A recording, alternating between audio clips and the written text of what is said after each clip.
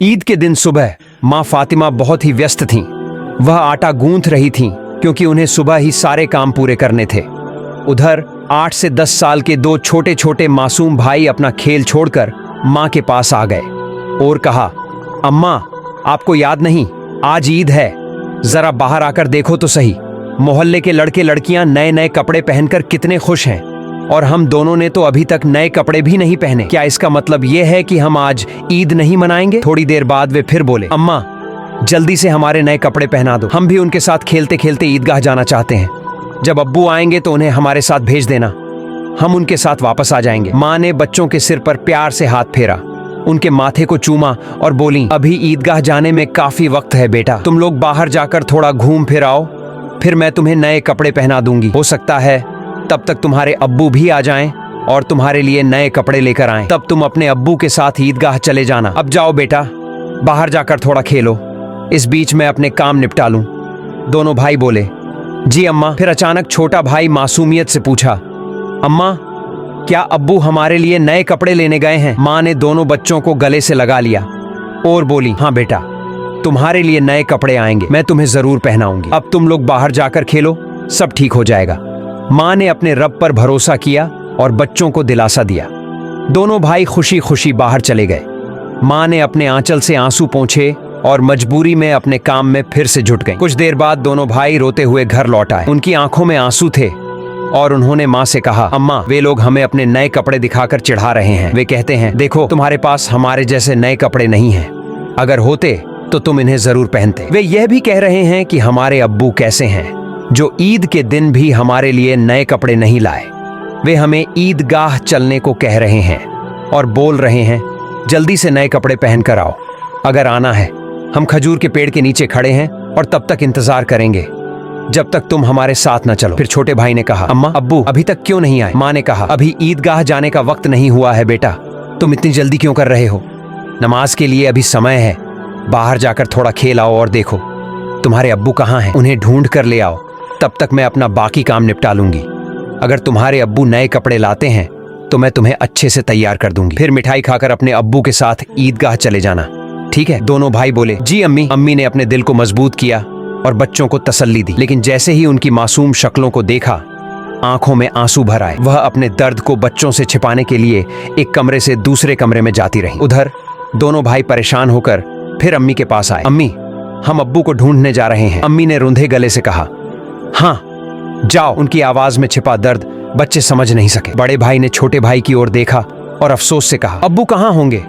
छोटे भाई ने मासूमियत से पूछा, अब्बू कहाँ गए? बड़े भाई ने कंधे पर हाथ रखते हुए कहा, पता नहीं, चलो ढूंढते हैं। दोनों भाई अब्बू की तलाश में निकल पड़े। इधर अम्मी के दिल का दर्द बढ़ता जा रहा था। वह सोचने लगी, मैं अपने मासूम बच्चों को कैसे बताऊं कि हमारे पास नए कपड़े खरीदने के पैसे नहीं हैं? फिर भी मैं उन्हें कैसे तसल्ली दूं? आज ईद का दिन है, वे मेरी बात क्यों मानेंगे? या अल्लाह, तुम्हारे अलावा कोई सहारा नहीं। ईद के लिए जो मिठाई बनाई है वह भी कई दिनों तक थोड़ा थोड़ा गेहूं बचाकर तैयार की है, लेकिन नए कपड़े कहां से लाऊं? आंखों में आंसू लिए उन्होंने चक्की चलानी शुरू कर दी। चक्की की घुर घुर की आवाज के साथ उनके दिल का दर्द भी बाहर आने लगा। तभी अम्मी अम्मी कहते हुए दोनों मासूम बच्चे हांफते हुए अंदर आए। अम्मी ने जल्दी से कहा, बोलो बेटा क्या हुआ? बड़े भाई ने अपनी आंखें मसलनी शुरू कर दी तो छोटे भाई ने भी उसकी नकल कर ली। अम्मी ने उन्हें गोद में उठा लिया और कहा, देखो बेटा, तुम्हारे अब्बू सही समय पर आ जाएंगे। देखो बेटा, मैं तुम्हारे लिए मिठाई बना रही हूँ, तुम मिठाई खाकर ईदगाह जाना, थोड़ा सब्र करो, बस थोड़ी ही देर और। बच्चों को प्यार से समझाते हुए उन्होंने कहा, थोड़ा इंतजार करो बेटा, मिठाई अभी तैयार हो जाएगी। छोटे भाई ने आंखें मसलते हुए अचानक पूछा, लेकिन हमारे नए कपड़े अम्मा? माँ चौंक गई, जल्दी से बोली, अरे बेटा ऐसा करते हैं, तुम लोग जाकर पहले नहा लो, अभी तक नहाए भी नहीं हो। दोनों भाइयों ने एक साथ कहा, नहीं अम्मा, अभी तक नहीं नहाए। अम्मी के लिए बच्चों से छल करना बहुत दर्दनाक था, उनका दिल अंदर ही अंदर जल रहा था, लेकिन उन्होंने हंसते हुए कहा, बिना नहाए क्या कोई ईदगाह जाता है? जाओ जल्दी से नहाओ, फिर सब तैयार हो जाएगा। दोनों भाइयों ने खुश होकर कहा, ठीक है अम्मा, हम अभी जाकर नहा लेते हैं, आप सब कुछ तैयार रखना, हम जल्दी आ जाएंगे। दोनों खुशी खुशी नाचते हुए बाहर चले गए। बच्चे तो चले गए, लेकिन माँ के दिल में चिंता और गहरी हो गई। उनका दिल जैसे किसी अथाह सागर में डूब रहा था। जब वे वापस आएंगे और कहेंगे कि हमें नए कपड़े पहनाओ, हम ईदगाह जाना चाहते हैं, तब मैं क्या करूंगी? अब माँ का मन नहीं संभल सका उनकी आंखों से आंसू फूट पड़े। वह सजदे में गिर पड़ी और अल्लाह से दुआ करने लगी, हे अल्लाह, तुम ही मेरा सहारा हो, इस बेबस मां की मदद करो, तुम मुझे इस स्थिति से बाहर निकालो, हे अल्लाह, तुम्हारे अलावा मेरा कोई नहीं है। उन्होंने जोर से चिल्लाते हुए कहा, तुम सब कर सकते हो अल्लाह, तुम सब कर सकते हो। उधर नहाने के बाद दोनों भाई खुशी खुशी हाथ में हाथ डाले घर की ओर चल पड़े। कुछ ही देर में वे हंसते खेलते घर पहुंचे और जोर से आवाज लगाने लगे, अम्मा, अम्मा, हम आ गए। लेकिन मां की ओर से कोई जवाब नहीं आया। छोटे भाई ने मासूमियत से बड़े भाई की ओर देखा और पूछा, भैया, मां बोल क्यों नहीं रही? क्या मां सो रही हैं? बड़ा भाई छोटे भाई को अपनी बाहों में लेकर दिलासा देने लगा, रुको, मैं देखता हूं। जैसे ही वह मां को जगाने के लिए हाथ बढ़ाने वाला था, तभी दरवाजे पर जोर से खटखटाने की आवाज आई। बड़े भाई ने डरते हुए पूछा, कौन है बाहर? बाहर से कोई जवाब नहीं आया। दोनों भाई चौंक कर एक दूसरे की ओर देखने लगे। छोटा भाई डर के मारे बड़े भाई से चिपक गया। डर और घबराहट से दोनों भाई चिल्ला पड़े, अम्मा, अम्मा, बाहर कौन है? लेकिन मां की ओर से कोई आवाज नहीं आई। फिर दरवाजे पर खटखटाने के साथ साथ कोई भारी चीज खड़खड़ाने की आवाज आई। दोनों भाई डर गए। उन्हें पता था कि अगर कोई रिश्तेदार, परिवार का सदस्य या पड़ोसी आता तो वह हमेशा सलाम करता, लेकिन यह सब कुछ उल्टा हो रहा था। बड़े भाई ने छोटे भाई को और कसकर गले लगाते हुए कहा, मुझे समझ नहीं आ रहा कि यह क्या हो रहा है। मां भी कुछ बोल नहीं रही हैं। दोनों भाई चिल्लाकर पूछा, कौन है? दरवाजे के बाहर से आवाज आई, मैं दर्जी हूं, दरवाजा खोलो, मैं तुम्हारे लिए नए कपड़े लेकर आया हूं, इन्हें ले लो। ये सुनते ही दोनों भाइयों ने जल्दी से दरवाजे की कुंडी खोली। सामने एक व्यक्ति नए कपड़ों का गट्ठर लिए खड़ा था। दोनों भाई एक पल के लिए हैरान रह गए। दर्जी ने कपड़े उनकी ओर बढ़ाए। बड़े भाई ने झटपट सारे कपड़े अपने हाथों में ले लिए और छोटे भाई का हाथ पकड़कर तेजी से दौड़ते हुए मां के पास पहुंचा। मां अब भी संभल नहीं पाई थी। वह चुपचाप आंसू बहा रही थी। दोनों भाई बोले, अम्मा, अम्मा, देखो, दर्जी हमारे लिए कितने सुंदर सुंदर नए कपड़े लेकर आया है, जल्दी से हमें कपड़े पहनाओ, हम ईदगाह जाएंगे। बड़े भाई की बात सुनते ही छोटा भाई भी चहक उठा, हाँ अम्मा, जल्दी करो, अगर देर हो गई तो हमें नमाज का समय नहीं मिलेगा। माँ यह सुनकर हैरान रह गई। कुछ पल के लिए बच्चों की ओर देखा और उन्हें गले लगाकर फूट फूट कर रोने लगी। फिर उन्होंने बच्चों को छोड़ दिया और सीधे सजदे में गिर गईं। हे अल्लाह, तुम्हारी महानता को कौन समझ सकता है। उन्हें तुरंत समझ में आ गया कि जो व्यक्ति नए कपड़े लेकर दर्जी बनकर आया था, वह वास्तव में दर्जी नहीं था। निश्चित ही वह अल्लाह के भेजे हुए फरिश्तों में से एक था। माँ सजदे से उठी और जल्दी से बच्चों से बोली, जाओ बेटा जाओ, उसे मेरा सलाम कह देना और कहना कि वह आज हमारे घर से विदा हो जाए। लेकिन बच्चों को यह बात याद ही नहीं रही। दोनों भाई नए कपड़े पाकर इतने खुश थे कि उनकी खुशी का ठिकाना नहीं रहा। माँ ने फिर हल्के बोली, बेटा क्या तुम अभी तक नहीं गए? दर्जी साहब को क्या लगेगा? वे सोचेंगे कि इस घर के लोग कितने बदतमीज हैं। मेहमान बाहर दरवाजे पर खड़ा है और तुम यहाँ मस्ती कर रहे हो। तुमने उन्हें भूल ही गए? ये तो बहुत बड़ा गलत व्यवहार है। तुरंत जाओ, उसे मेरा सलाम पहुंचाओ और कहना कि वह आज हमारे मेहमान बने।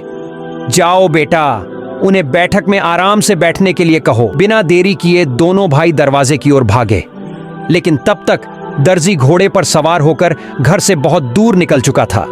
दोनों भाई जोर से चिल्लाने लगे, दर्जी साहब, ओ दर्जी साहब, अम्मा ने आपको सलाम कहा है, जल्दी वापस आइए, आज आप हमारे घर दावत पर आइए, हम बैठक का दरवाजा खोल रहे हैं। लेकिन दूर से हवा के साथ जवाब आया, अपनी अम्मा और अब्बा को मेरा सलाम देना, किसी और समय मिलने आऊंगा। अस्सलाम वालेकुम। दोनों भाई दौड़ते हुए माँ के पास आए और सब कुछ बता दिया। बोले, दर्जी साहब ने तुम्हें और अब्बा को सलाम कहा है, वह घोड़े पर सवार होकर उस तरफ जा रहे हैं। जल्दी आओ माँ, उन्हें देखोगी ना? जल्दी करो, खिड़की से देख लो। जल्दी आओ माँ, अगर देर करोगी तो उन्हें फिर नहीं देख पाओगी। दर्जी साहब कितने खूबसूरत लगते हैं, आओ ना माँ। माँ ने बच्चों की बात सुनकर खिड़की के पास जाकर देखा। उन्होंने देखा एक तेजस्वी पुरुष नजर आया। वह आकाश की ओर उड़ते जा रहे थे। उनके शरीर की चमक चारों ओर फैली हुई थी। उनकी रोशनी सूर्य की किरणों को भी फीका कर रही थी। माँ तन्मय होकर यह सब देख रही थीं। अचानक वह पुरुष घोड़े सहित कहीं अदृश्य हो गए। उन्हें अब और नहीं देखा जा सकता था। माँ बच्चों को लेकर अंदर कमरे में गई और उनके शरीर पर नए कपड़े पहनाने लगी। उसकी आंखों से खुशी के आंसू बह रहे थे। दोनों भाइयों ने हैरानी से पूछा, अम्मा, अम्मा तुम क्यों रो रही हो? माँ ने प्यार से कहा, बेटा मैं क्यों रो रही हूँ यह तुम अभी नहीं समझोगे। तुम्हारी उम्र अभी इतनी नहीं हुई है, लेकिन आज से यह बात हमेशा याद रखना, एक पल के लिए भी अल्लाह को मत भूलना। अल्लाह को हमेशा याद रखना। जो हमेशा अल्लाह को याद रखता है वह कभी भी मुसीबत में नहीं पड़ता। अगर तुम इस छोटी सी बात को अपने दिल में बसा लोगे और जिंदगी भर अल्लाह को नहीं भूलोगे तो देखोगे कि अल्लाह हमेशा तुम्हारी मदद करेगा। वह तुम्हें कभी कठिनाइयों में नहीं डालेगा। माँ अपने बच्चों को यही नसीहत दे रही थी और साथ ही उन्हें नए कपड़े पहना रही थी। जब बच्चों को सजाने का काम पूरा हो गया तो माँ ने सुरमे का डिब्बा निकाला और छोटे बेटे की आंखों में सुरमा लगाया। जैसे ही उन्होंने बड़े बेटे की आंखों में सुरमा लगाना शुरू किया, तभी दरवाजे के बाहर से आवाज आई, अस्सलाम अलैकुम। अंदर से हजरत फातिमा रजी अल्लाह ताला अन्हा ने जवाब दिया, वालेकुम अस्सलाम या अली करीमुल्लाह। छोटा बेटा दौड़कर बाहर गया और खुशी से चिल्लाने लगा, अब्बा आ गए, अब्बा आ गए। बड़ा बेटा भी बाहर जाने ही वाला था, लेकिन माँ ने उसे रोक लिया क्योंकि उसकी आंखों में अभी सुरमा लगाना बाकी था। माँ ने हल्की नाराजगी में कहा, बैठो बैठो, पहले सुरमा तो लग जाने दो। इस बीच छोटा भाई अपने अब्बा का हाथ पकड़कर अंदर ले आया। तब तक बड़े भाई की आंखों में भी सुरमा लगाया जा चुका था। दोनों बेटों को इस तरह तैयार देखकर अब्बा हैरान रह गए और बोले, अरे ये क्या, इतने सुंदर कपड़े ये कहां से आए? फिर दोनों भाइयों ने अपनी माँ और अब्बा को गले लगाकर खुशी जताई। हजरत फातिमा रजी अल्लाह ताला अन्हा ने बच्चों को शांत किया और हजरत अली रजी अल्लाह ताला अन्हु को सारी घटना सुनाई। जब हजरत अली रजी अल्लाह ताला अन्हु ने यह बात सुनी तो सजदे में गिर गए और बोले, हे अल्लाह, तुम्हारे लिए कुछ भी असंभव नहीं है। तुम महान हो, असीम हो, तुम दयालु और सर्वशक्तिमान हो। सजदे से उठकर उन्होंने हजरत फातिमा रजी अल्लाह ताला अन्हा से पूछा, जो दर्जी बनकर बच्चों के लिए कपड़े लाए थे, क्या तुम उन्हें पहचानती हो? क्या तुमने जान लिया कि वह कौन थे? हजरत फातिमा रजी अल्लाह ताला अन्हा ने कहा, नहीं, लेकिन इतना निश्चित है कि वह अल्लाह के भेजे हुए फरिश्ते थे, इसमें कोई शक नहीं। हालांकि यह मेरी अपनी धारणा है। हजरत अली रजी अल्लाह ताला अन्हु ने कहा, हाँ, तुमने सही कहा, यह अल्लाह की महिमा है। वह कोई और नहीं बल्कि हजरत जिब्राइल अलैहिस्सलाम थे। यह सुनते ही हजरत फातिमा रजी अल्लाह ताला अन्हा की जुबान से जोर से निकला, अल्लाहू अकबर। यह कहते हुए वह भी सजदे में गिर गईं। उन्हें देखकर हजरत हसन और हजरत हुसैन रजी अल्लाह ताला अन्हुमा भी उनका अनुसरण करते हुए सजदे में गिर गए। प्रिय दोस्तों, आशा है कि आपको यह कहानी पसंद आई होगी। अगर आपको यह अच्छी लगी हो तो इसे लाइक करें और ऐसी ही और प्रेरणादायक कहानियों के लिए हमारे चैनल को सब्सक्राइब करें। अल्लाह हाफिज।